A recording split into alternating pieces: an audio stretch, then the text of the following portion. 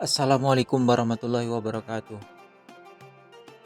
Pertama-tama marilah kita membaca Bismillahirrahmanirrahim.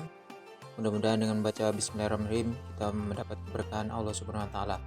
Bab yang akan kita bahas adalah bab keempat, sujud sahwi, tilawah dan sujud syukur. Sujud sahwi dalam lisan Arab, sahwi menurut bahasa artinya lalai atau lupa. Sementara menurut istilah, sujud sahwi adalah sujud yang dilakukan karena lupa atau ragu pada bilangan rakaat sholat. Hukum melaksanakan sujud sahwi adalah sunnah. Sujud sahwi dilakukan untuk menyempurnakan kekurangan dan kelebihan bilangan rakaat sholat yang disebabkan. Tata cara sujud sahwi. Sujud sahwi dilakukan setelah selesai membaca tasyahud akhir sebelum salam. Membaca bacaan sujud sahwi yaitu Subhanallah la yanamu wa la yasu. Sujud sahwi dilakukan sebanyak 2 kali, dipisahkan dengan duduk antar 2 sujud. Bacaan sujud sahwi yang hikmah melaksanakan sujud sahwi.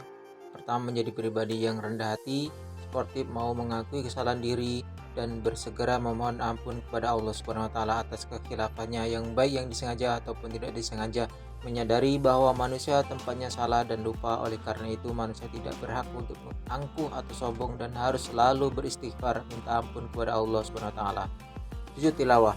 Sujud tilawah artinya sujud yang dilakukan ketika membaca atau mendengar ayat-ayat sajadah. Ayat sajadah adalah ayat yang menganjurkan untuk sujud bagi orang yang membaca atau mendengar ayat-ayat Al-Quran, baik di luar sholat maupun di dalam sholat. Hukum melaksanakan ayat sajadah dalam Al-Quran berikut ini.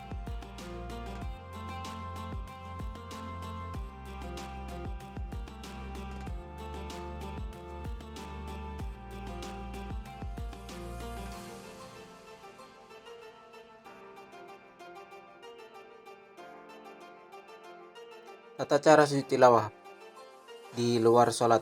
Menghadap kiblat, berniat untuk sujud tilawah setelah menjumpai ayat sajadah, melakukan takbiratul ihram, sujud atau 1 kali disunahkan membaca doa sujud tilawah.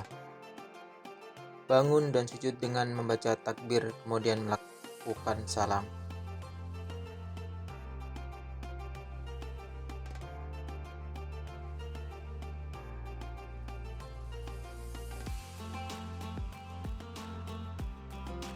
Tata cara sujud tilawah di dalam sholat. Jika dilakukan di dalam sholat, orang yang sedang sholat dapat langsung melakukan sujud tilawah setelah membaca ayat sajadah.